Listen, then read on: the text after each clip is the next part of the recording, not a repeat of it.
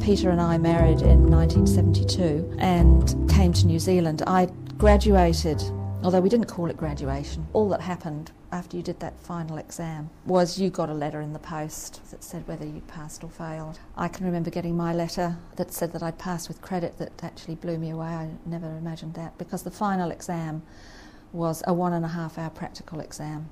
We'd done all the theory and things, so the last 6 months was all hands on. And you had what they call a long case and a short case. My long case was a fractured shaft of femur, and I can't remember what the short one was now.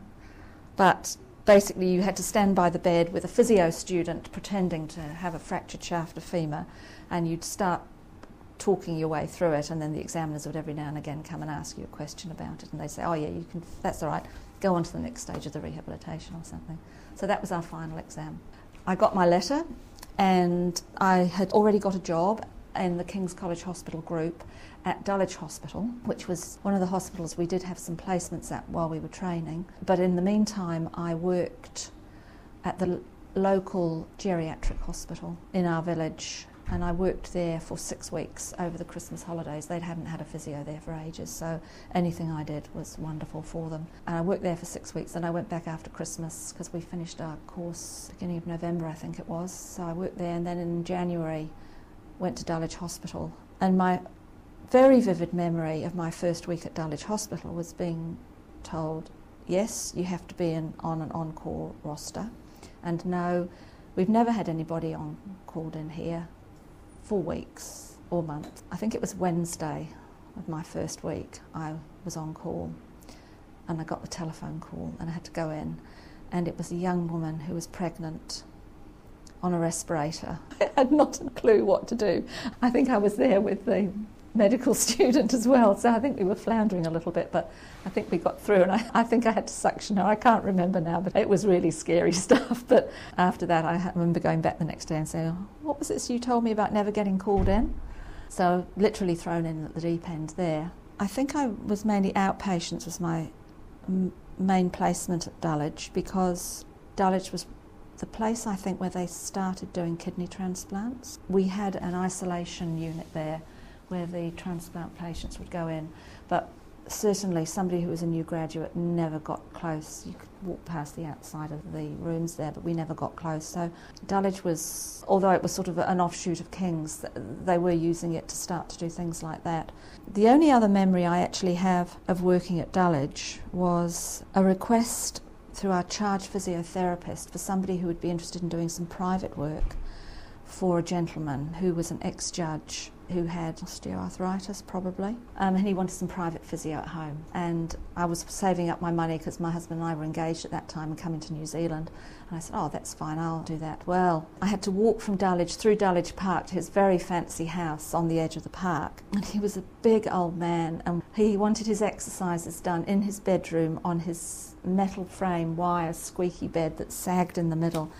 I can't actually remember anything else about it, but I got paid very well, and he was very nice, but I don't really know whether I did him any use at all. But I just remember this squeaky old bed and how different it was from the solid plinths and everything that we worked with at the hospital, and I really didn't feel I was doing much for him. And of course you couldn't use any heat or anything like that because it was this metal bed frame. No, he seemed happy, but I only worked at Dulwich for 6 months because then we left England and came to New Zealand. Back then in those days we came by ship, and we spent 6 weeks on the Canberra travelling from England to New Zealand.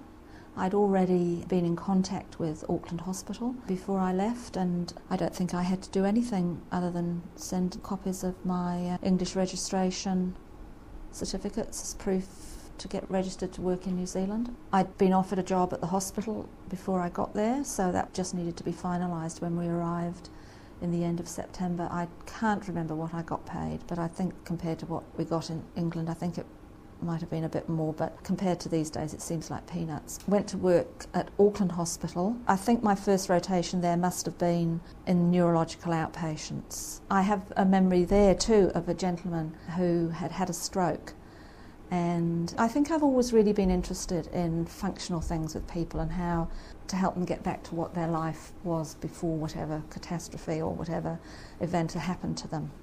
Back then, we'd lay people on beds and did PNF patterns religiously. There was a nice rhythm to it, and it felt very nice to do, but I think he became a little frustrated with these P&F patterns and wanted to know what this was going to do for him. And I can remember saying to him, well, what is it you really want to do? He said, I want to bowl again. And so I can remember after that we spent quite a bit of time with him with his lawn bowls and learning how to balance so he could take his stance and lean down and deliver the bowl. And that led on because my parents came out to see us in New Zealand fairly soon after that. He belonged to the Mount Roskill Bowling Club, which was near where we lived, and he got them into the bowling club. And so, you know, these links are all useful, but the P&F is definitely what I remember as being a really major part of that neurological rehabilitation back then.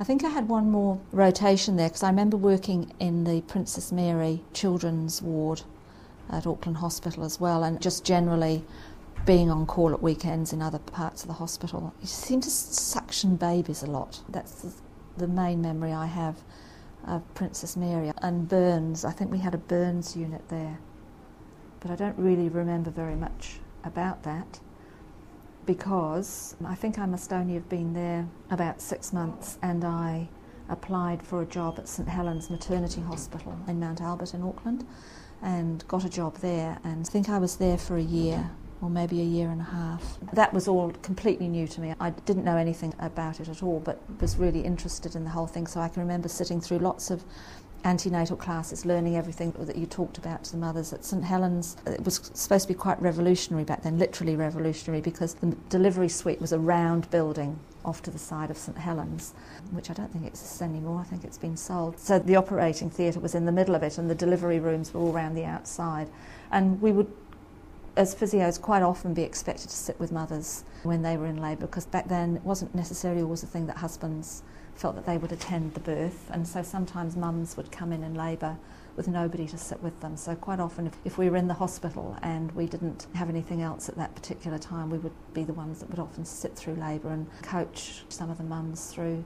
I would have sat through several labours and births before I got pregnant myself. We had a lot of island women would come in as well, and I think they couldn't really understand this fuss that we white women made about birth. I think they thought we were all a bit over the top a bit, and they weren't very keen on particularly the postnatal exercises. You know, they would all disappear when you went round the ward afterwards and did these classes. We used to have classes at 11 o'clock each morning. You'd go round St Helens and you'd say, you know, oh, time for the class, and you get these poor women sort of stiff and sore wandering down and having to get down on the floor, rows of mats, go through the exercises and go back to their beds again.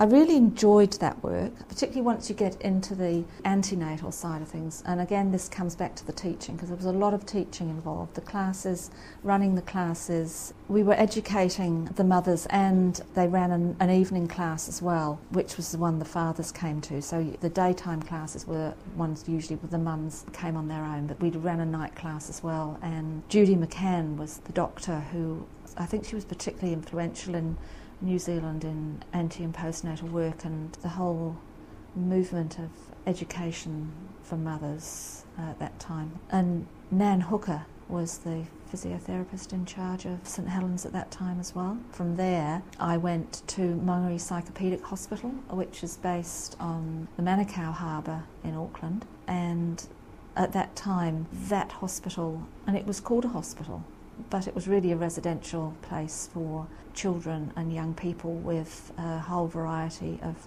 intellectual and physical disabilities. When I went to work there, they hadn't had any therapists there for a while. There was no OT while I was there, and I can remember being taken down to one of the villas, as they called them, and it was just like going back in time to the ward at King's, but it was a ward full of cots, and the children spent most of their day in these metal-sided cots. I can remember saying, what am I to do here? And I think I've actually still got some notes and things I wrote about plans for these children, what we were hoping for them, because some of them, their families didn't come to see them. It wasn't hopeless, and there was an overwhelming desire of everybody at the hospital to do the very best they could, but this was just the way that children with disabilities back then were cared for. I can remember going into one of the other villas where there were young people with more of an intellectual disability rather than the physical disabilities, and having the door locked behind me as I went into the villa, because this was the safety issue. They didn't want the children to get out, so you would be locked in. and being locked in rooms and bean bags, people lying around on the floor on bean bags. Actually, I don't know what I did there either, to tell you the truth. Looking back, it feels fairly hopeless when I think about what I do these days in schools, but again, I think it was that response to children and their needs. Unfortunately, I didn't stay there as long as I would like to have done, because by now I was pregnant and then there was an outbreak of hepatitis at the hospital, and my doctor said I wasn't to stay there any longer. I couldn't work there, so I actually went for my last couple of months before I took my maternity leave. I went to Middlemore Hospital, where I worked in outpatients, and this is where the long arm of coincidence comes, because I mentioned earlier on about how when we started our training we had this mother-daughter relationship with the group above and below us. I went to Middlemore Hospital to find that the person I had been mother to at King's was working at Middlemore, and we didn't know, either of us were in New Zealand. And then while I was there, the person who was mother to me from King's came to work at Middlemore as well. But it was just such an extraordinary coincidence that 5 years later, more than 5 years later, and half a world away, you end up working in the same physio department with people that you knew back then when you did your training.